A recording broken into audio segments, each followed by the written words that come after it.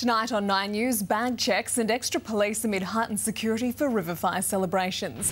Ipswich and Gold Coast properties raided, plus drugs and guns seized as police swoop on criminal bikie gangs. A major ISIL-run oil refinery bombed by US jet fighters in Syria as a plot to blow up subways in New York and Paris is revealed. A lucky escape for a baby humpback caught in shark nets off the Gold Coast. And Kim Kardashian taken down at a fashion show in Paris. Details tonight at 6. And of course, much of the focus is on the arrival of US President Barack Obama. Nine's Kath Landers is outside his hotel in the city and joins us live. Kath, when will he arrive?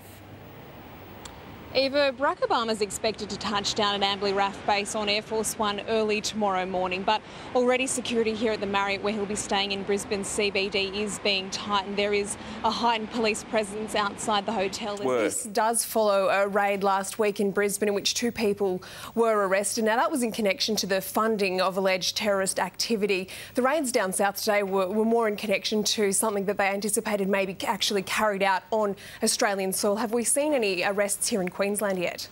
Well, let's get those details now, Kath, from the Premier of Queensland, Campbell Newman, and the Police Commissioner, Ian Stewart. Thank you. Let's go to Kath Landers now. She's outside the Gabba.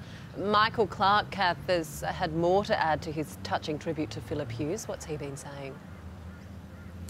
That's right, Wendy. We all saw a very emotional Michael Clark at yesterday's press conference, but the Australian cricket captain has also decided to write his own personal tribute to his dear friend and teammate, published in News Limited papers today.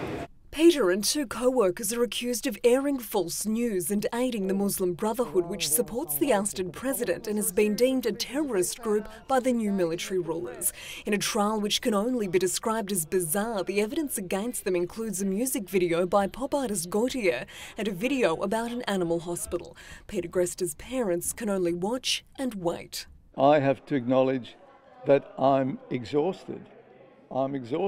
They're now preparing for the worst after prosecutors demanded the maximum 15-year penalty. We've had curveballs come at us all the time, you know, for the past 6 months over this, and I think that we've got to be prepared. Mr Grest is hopeful the judge won't bow to public pressure in what many claim is a case to appease public anger over unpopular reporting from the Al Jazeera network. We expect that the judge will acknowledge the lack of any specific evidence and acquit us on that basis.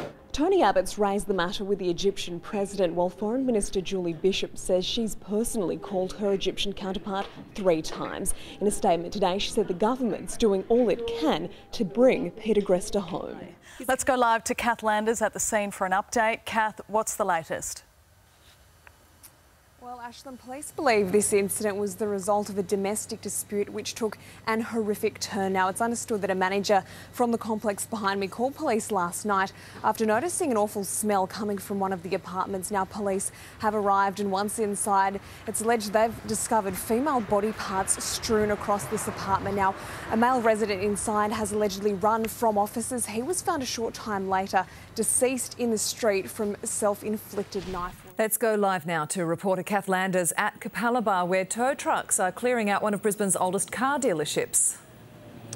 That's right, Melissa. All afternoon there's been a procession of tow trucks coming, collecting and removing brand new Volkswagen vehicles right off the showroom floor here at the Brian Burt dealership at Capalaba. Now, news broke around a week ago the company was in trouble. It had been placed into administration with debts, we believe, totalling around $50 million. Now, one of the best things about Ekka is getting to try new things, although not everything is quite as easy as it looks. Some things really are best left to the professionals. No doubt there'll be a few tired eyes tonight. Kath Landers, 9 News.